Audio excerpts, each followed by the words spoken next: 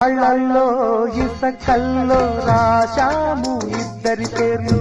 కళ్ళు మూసి చిన్నగా కలికి చదువుకో ఒక్కసారి కలలలోన తీయగా